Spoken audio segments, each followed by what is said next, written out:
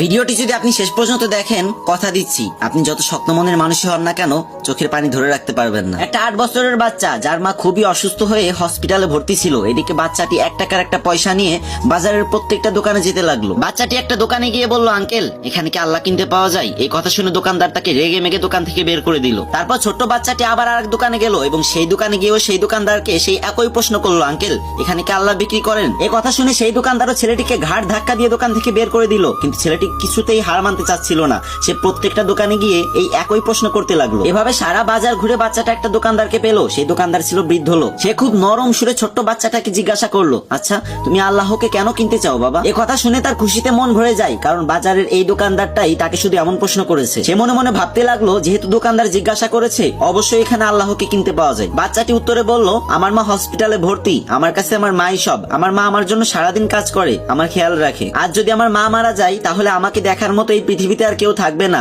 Doctor বলেছে একমাত্র আল্লাহ তাআলাই তোর মাকে বাঁচাতে পারে, তোর মার শ্বাস ফেরাতে পারে। আপনার এখানে তো নিশ্চয়ই আল্লাহকে কিনতে পাওয়া যায়, তাই না? যাকে দিয়ে আমি আমার মাকে বাঁচাবো। তখন দোকানদার বলল, হ্যাঁ অবশ্যই এখানে আল্লাহ পাওয়া যায়, কিন্তু তোমার কাছে কত টাকা আছে? তুমি আল্লাহকে কিনতে পারবে? তখন বাচ্চাটি খুশি হয়ে বলল, এই তো আমার কাছে 1 টাকা আছে। তখন দোকানদার বাচ্চাটির হাত থেকে 1 টাকার পয়সাটা নিয়ে বলল, আরে আমার এখানে তো 1 টাকা দিয়েই আল্লাহকে পাওয়া যায়। দোকানদার ছেলেটিকে 1 বোতল পানি দিয়ে বলল, এটা আল্লাহর দেয়া পবিত্র পানি, এটা তুমি তোমার মাকে খাওয়াবে, দেখবে তোমার মা একদম সুস্থ হয়ে যাবে। কিন্তু এতটুকু পানিতে যদি না হয় তাহলে আমি পরবর্তীতে এর থেকে অনেক বেশি পানি পাঠিয়ে দেবো। আচ্ছা তুমি কি আমাকে হসপিটালের ঠিকানাটা বলতে পারবে? বাচ্চাটা খুব খুশি হয়ে হসপিটালের নাম আর ঠিকানাটা দোকানদারকে দিয়ে দিল। পরদিন বাচ্চাটির মাকে আইসিইউতে ভর্তি করা হলো। 7 দিন পরে বাচ্চাটির মা একদম সুস্থ হয়ে গেল। কিন্তু হসপিটালের বিল দেখে তার চোখে পানি চলে আসলো, কারণ এত টাকা দেওয়ার মতো সামর্থ্য সেই গরিব মায়ের ছিল না। তখন একটা স্টাফ এসে তাকে বলল, আপনি চিন্তা করবেন না, আপনার বিল তো একজন বয়স্ক লোক দিয়ে গেছে, সাথে একটা চিঠিও দিয়ে গেছে। চিঠিতে লেখা ছিল, আমাকে খুঁজে ধন্যবাদ দেওয়ার কোনো প্রয়োজন নেই, যদি ধন্যবাদ দিতেই হয় তাহলে আপনার ওই অবুঝ বাচ্চাটাকে দেন, যে কিনা 1 টাকা দিয়ে মাকে বাঁচানোর জন্য